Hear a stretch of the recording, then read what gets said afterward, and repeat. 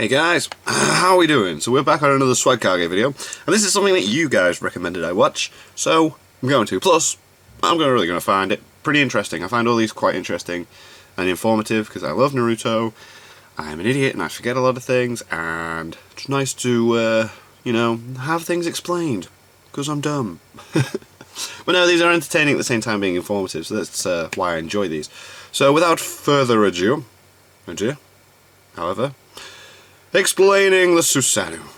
Alright, what's going on everybody? Swagkage here, and welcome to today's video, where as you can tell, we're going to be talking about the Susanoo. I briefly covered the Susanoo a bit in my Mangekyo Sharingan video a little over a year ago, but I didn't explain every aspect of it. Well, I did explain a bit of the requirements to unlock the Susanoo, and I briefly touched on the different stages of development it has. There's a whole lot more to it than what I explained in that video, so let's go ahead and jump right into it. Okay. Susanoo is the ability a person unlocks after they've unlocked the abilities of both of their Mangekyo Sharingan. And as you can tell, this means that it is a Sharingan exclusive ability. There's a bit of a widespread myth in the Naruto community that a person has to be able to use Amaterasu and Tsukuyomi to activate the Susanoo, and that's not the case. Madara can't use Amaterasu or Tsukuyomi, Sasuke can't use Tsukuyomi, Shisui certainly can't use Amaterasu or Tsukuyomi, and Kakashi and Obito definitely can't use either of these abilities. As I explained in the Mangekyo Sharingan video, all Mangekyo Sharingan grant a person different powers, so unlocking a specific set of abilities isn't required to use the Susanoo at all. The only prerequisite is for a person to be able to use the abilities in both of their Mangekyo Sharingan, and after that, the Susanoo will begin naturally developing. Susanoo literally translates to he with the ability to help by all means, and as one of the only ninjutsu that entails the creation of another being, I think this is a pretty fitting name for it. Now, for all two of you who don't know what it is, the Susanoo is like an extension of their creator's will, and it comes in the shape of an ethereal humanoid armed with various weapons. The Susanoo is typically thought of as both the ultimate offense and the ultimate defense, so this description applies to Itachi Uchiha's Susanoo in particular. Anyhow, the reason it's thought of this way is that the humanoid created by the Susanoo surrounds the user as it's being formed. This means that a user of the Susanoo stands on the inside of it, and as you can probably imagine, it has to be pretty big to compensate for that. Both of these traits complement each other very well and contribute greatly to the technique's effectiveness in battle. It's also important to keep in mind that the Susanoo is incredibly sturdy, and since it surrounds its user, this means that attacking them while the Susanoo is active is very difficult to do. To further add on to that, its large size allows it to both attack enemies from very far away and dish out attacks with incredible destructive power. So for anybody at Jonin level or below, the Susanoo is a nightmare to face off against. Of course, such a ludicrously powerful technique does come with a pretty high cost, like all Mangekyo Sharingan techniques do. And this cost is likely the highest of any of the abilities granted by the Mangekyo. The first and most obvious drawback associated with using the Susanoo is that it requires a monstrous amount of chakra to keep it active. There's not much more to say about that. That clause is pretty self-explanatory, but further adding on to this, Sasuke explains to the audience during his battle against the 5 Kage that using the Susanoo causes the user to feel an intense amount of pain in every cell in their body. Whether this was a literal explanation or hyperbole isn't explained, but Sasuke does point out that the pain is excruciating even when using the Susanoo's lower stages. This seems to imply that higher levels of Susanoo use entail a more intense feeling of pain, but I'd also imagine that later stages of Susanoo drain a user's chakra more quickly as well. The final drawback associated with using the Susanoo is the progressive deterioration of its user's eyesight, though this issue is a bit more complicated than it might seem at face value. So, first of all, while it's not actually necessary for a person to have their Mangekyo Sharingan active to use the Susanoo, repeated use of it does contribute to a person going blind over time, just like their other two Mangekyo abilities do. If a person causes themselves to go blind this way by overusing their Mangekyo Sharingan abilities, they will not be able to use their Susanoo anymore after that point. This was clearly shown to the audience when Sasuke's Susanoo completely disappeared after he went blind from Mangekyo Sharingan overuse. However, if a person goes blind for other reasons, they will still have access to their Susanoo, as shown when Madara was able to use his Susanoo with both of his eyes missing. And though this source isn't quite as credible, as also shown when Shisui was able to use his Susanoo with just one eye in one of the Naruto Shippuden Ultimate Ninja Storm Revolution cutscenes. One thing that makes the blindness caused by Susanoo overuse pretty difficult to work around is the fact that progressing the Susanoo to its higher stages requires that a person become seasoned in using it. It's necessary to have experience using the Susanoo to evolve it, which also means that to access more powerful stages of the Susanoo, a person has to use it repeatedly. This is pretty counterintuitive because by the time somebody has evolved it to its armored state, they will have already either nearly gone blind or completely completely gone blind, meaning that all of the time and effort they spent training to use their Susanoo will have gone to waste. So As with every other Mangekyo Sharingan ability, it is possible to bypass this drawback by acquiring the Eternal Mangekyo Sharingan, which also serves to slightly lower the Susanoo's chakra cost as well. Now, as I've alluded to all video long, the Susanoo does have various stages of development that a person can access once they've unlocked them. After first acquiring the Susanoo, a person will only be able to access its initial stage, though as I mentioned earlier, repeated use of the Susanoo will eventually allow a person to access higher levels of it. It is worth noting that a person can still access its lower levels if they choose to, even if they have access to the Susanoo's final stages. Since the Susanoo's various forms vary quite drastically from one another in terms of appearance, power, and abilities, this is a very nice skill to have access to. Now, while each subsequent level of the Susanoo is vastly different from the one that preceded it, all of them do have a handful of traits in common. The Susanoo is capable of protecting its user from physical attacks at all stages, though its durability varies depending on what level is being used. Of course, this does mean it is possible to break through a Susanoo with brute force, though doing so becomes harder and harder as a person progresses it to its higher stages. In the rare event that the Susanoo is shattered, however, it will not regenerate and will only reappear once its user conjures it again. Additionally, while no physical attacks are capable of passing through the outside of the Susanoo, it's possible for a user to launch ninjutsu and other attacks of the same sort from the inside of the Susanoo. In other words, the barrier-like exterior of the Susanoo will always defend its user to the best of its ability, though never at the user's expense. This does come with a few weaknesses of its own, though. Since the Susanoo isn't completely solid, this does leave its user susceptible to sound-based attacks and visual genjutsu.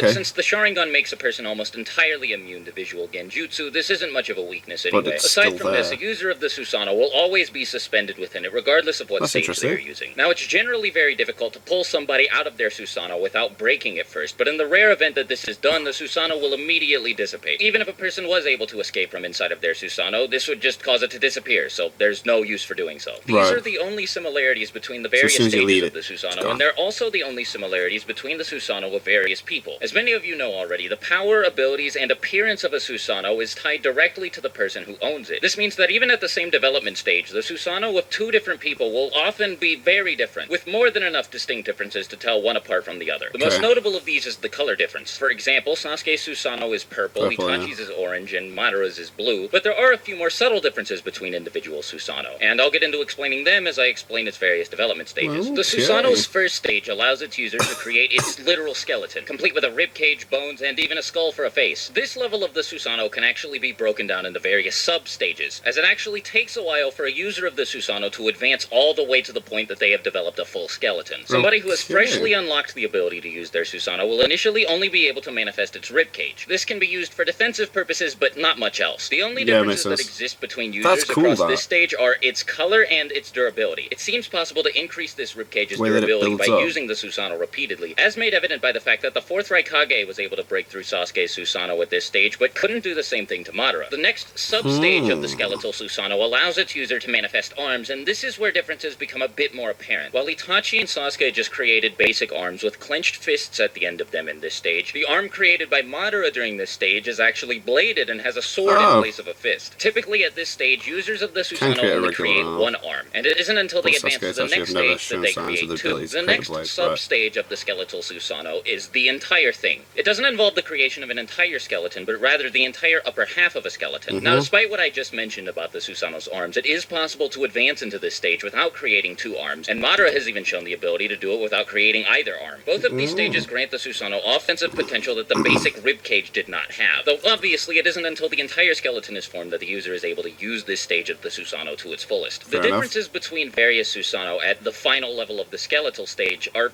very minor, if even present at all to begin with, as in most cases, a person's Susanoo will not conjure weapons at this stage. An exception to this rule has been seen when Sasuke conjured a sword in his skeletal Susanoo's hands during the fight against Kabuto, but it might be possible for all users of Susanoo to conjure this weapon at this stage, since having a Susanoo that wields a sword certainly isn't unique to Sasuke. Anyhow, though it's not as durable or well-armed as later stages of the Susanoo, the skeletal stage is still pretty powerful and difficult to fight against. If the strength of Sasuke's is anything to base this on, one punch from this level of the Susanoo is enough to kill somebody. Danzo actually died after being punched by Sasuke's skeletal Susanoo and had to use Izanagi to return himself to life. Also, I guess it's possible to create 4 arms for your Susanoo at this stage, even though Susanoo users don't do this all the time, so I don't really know if there are any limits on it, but it happened. Throw that out there. This ability is also retained in later stages too, so yeah, I guess that's worth keeping in mind. Anyhow, the next stage of the Susanoo is what is typically referred to as the humanoid Susanoo. At this stage, a person's Susanoo will typically have a more human-like face than the skeleton seen in the previous stage, and the ribcage that's visible in the skeletal Susanoo can no longer be seen here. In most cases, at this level, the Susanoo will begin to materialize flesh, and will then materialize clothing of some sort on top of that. Of course, at this level, the Susanoo is obviously more powerful. It's more durable, and its basic attacks have a wider range. But what really sets it apart from the skeletal stage is that the humanoid Susanoo is typically granted a unique weapon based on the user. Itachi and Madara can both use the Yasuka Magatama beads at this stage, and Madara can additionally conjure 4 swords in each hand of his Susanoo, while Itachi gains access to the Totsuka blade, which can seal anything it comes into contact with, and the Yada mirror, which can reflect any physical attack. Sasuke gains access to a crossbow, and after he gains the Eternal Mangekyo Sharingan, he can light the arrows he shoots from this crossbow on fire with Amaterasu, or even shoot arrows composed entirely of Amaterasu's flames with Ento and Kagetsuchi. Shisui Susanoo wields a hybrid between a drill and a spear in this stage, and he can also shoot out needles composed entirely of his Susanoo's chakra, and he can even coat this drill in flames using his fire release jutsu to increase its effectiveness and make surviving getting hit by it pretty much impossible. Skilled users of the Susanoo can also manifest legs for their Susanoo at this stage, which drastically increases its mobility. Now, the only people confirmed to be capable of doing so are the only people who have access to the Eternal Mangekyo Sharingan in the series, Madara and Sasuke, so I don't know if a person's required to have the Eternal Mangekyo Sharingan before this can be done, or if this is a trait that's only unique to certain Susanoo. Now, if you thought this level of the Susanoo sounded powerful enough, well, we still have 3 more stages of the Susanoo to go. The next level is the Armored Susanoo, which isn't significantly different from the humanoid Susanoo. Aside from its color, appearance, and size, this level of the Susanoo doesn't seem to have too many differences spread across its various users, though it's a bit hard to say because Sasuke, Itachi, and Madara are the only people to ever pull this stage of the Susanoo out, and all 3 of them do it very briefly. Obviously, it's more powerful and more durable than the humanoid Susanoo, and it obviously looks quite a bit different since, as its name implies, this stage of the Susanoo causes it to manifest armor on top of the clothing and flesh it manifested in the previous stage. But aside from that, I can't tell you much about it. I will say that Madara's is gigantic, and Sasuke and Itachi's both look pretty similar, but that's really all I can think to say about it. It also doesn't seem to be possible to sprout legs out of this form of the Susanoo, since neither Madara or Sasuke do this, despite the fact that they could do so in the previous stage. I could be wrong about that, but, you know, just thought I would mention it. Anyhow, this is typically the last stage of Susanoo that a person can access before they go blind from Mangekyo Sharingan overuse. And before Madara showed up in the series, it was thought that this was the extent of a Susanoo user's capabilities. Even when Sasuke gained the Eternal Mangekyo Sharingan, he didn't exceed this level of the Susanoo, though it is worth pointing out that he did show a lot more finesse with using this stage of Susanoo. He gained access to the Yasuka Magatama beads and he could coat them inside of Amaterasu, and he showed on many occasions that he was able to combine his use of Susanoo with both of his Mangekyo Sharingan powers. Next, oh boy, next we have the Perfect Susanoo, or as it's officially called in the data books, the Complete Body Susanoo. This Susanoo is to the Armored Susanoo what Susanoo is to the Ribcage Susanoo. In terms of appearance, it looks really cool, but it's a bit ridiculous. Madara's Perfect Susanoo is probably bigger than his statue in the Valley of the End is, so to say it's bigger than the previous stage of Susanoo is a massive understatement. Setting aside size and looking at pure aesthetics, though, the Complete Body Susanoo is almost completely different from any of the previous stages. It has Tengu-esque armor, and seems to wear a mask with a combination of robes and armor plates. Most Perfect Susanoo are also armed with a sword, though Madara's is armed with 2, Shisui's is armed with his lance, and Kakashi's is armed with Kamui Shuriken, and each and every one of them comes with a set of wings that allows its user to fly. It is so dumb, dude. By unsheathing his sword and dragging it across the ground, Madara was able to create shockwaves capable of blowing apart an entire mountain range. He claims that the Perfect Susanoo has power comparable to that of the tailed beasts, and I mean, I don't know why he would make a claim like that when it's clearly stronger than the tailed beasts, especially in the case of Hagoromo. It is dumb that he has a Susanoo, but try and look past that for how dumb this next bit of information is. Anyway, Hagoromo, he has a Susanoo that's like the size of the Ten Tails in the filler, where he can use Perfect Susanoo, so this ability is like stupid, dude. Sasuke was able to slash through like entire Chibaku Tensei planetoids like they were nothing at this stage of Susanoo. Madara was able to use it as armor for the Nine-Tailed Fox, and Sasuke and Naruto have been shown combining Naruto's Tailed Beast mode with Sasuke's Perfect Susanoo Susanoo on multiple occasions to create this behemoth of a creature that's almost unstoppable. But this still isn't the most powerful form of Susanoo in the series. After Sasuke absorbed the chakra from all nine-tailed beasts at once, his Susanoo evolved into what many people call the final Susanoo, the ultimate Susanoo, or the Indra Susanoo, something along those lines. That, I mean, it looks awesome, but it's super over the top. It's essentially exactly like the perfect Susanoo, with the only difference being that the mask is lifted up, and all of the crevices between the armor are emanating pure chakra. Now, there are a few more aspects to the Susanoo that I would like to go over, but because of how personalized it is, many of the things I'd like to talk about involve discussing the abilities of individual Susanoo from various people. And while you might be wondering why I didn't cover how it's possible to unlock the perfect Susanoo, well, that's because it varies from person to person. And I mean, if I were to do that, I'd be here all day. I wouldn't have enough time to get this video out. So you can expect me to break down the abilities of individual Susanoo in separate videos that I plan on doing, where I hope to break down the entire skill set of individual characters. So yeah, this is where I'm gonna end the video off. Sorry about that in advance, but you know, I have to get out 2 videos a week, and there would be no way for me to make like a 20+ minute video and still make the deadline. It was actually hard enough making this 15 minutes, so yeah. Anyhow, thank you so much for watching the video. No problem, Swaggy man. This was a bit more lengthy than usual. I appreciate your patience. If you're new here and you made it this far, consider leaving a like on the video and subscribing to the channel to get updates on my content. And if you really love me, you can check the description for the links to my Twitter and Patreon account. And of course, as always, leave any ideas for future video topics you want me to cover down in the comments below. The Susanoo video was one that was requested a bunch, so, you know. But yeah, I'm rambling now, so I'm gonna go ahead and end the video. Hope to see you in my next video, and I hope you guys have a fantastic rest of the day. But until then, yeah, talk to you later. Swagkage out. Bye. That was cool.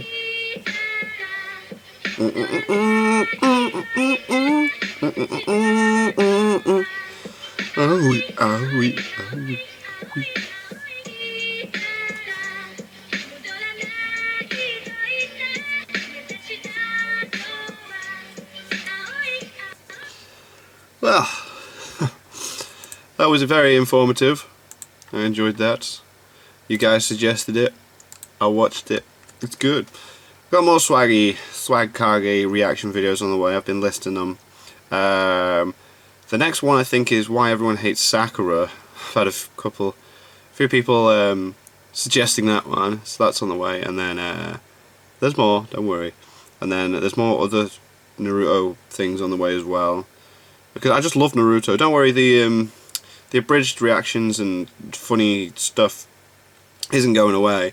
Just I freaking love anything Naruto. So throwing a bit in there, and I feel like when it's something I'm into, you get a better video to watch. So yeah, thank you guys very much for watching. What did you guys think of that? What do you guys think of this? Click like, subscribe if you haven't already. Leave comments down below. Let me know what you're discussing future videos. And I'll see you guys. Next time.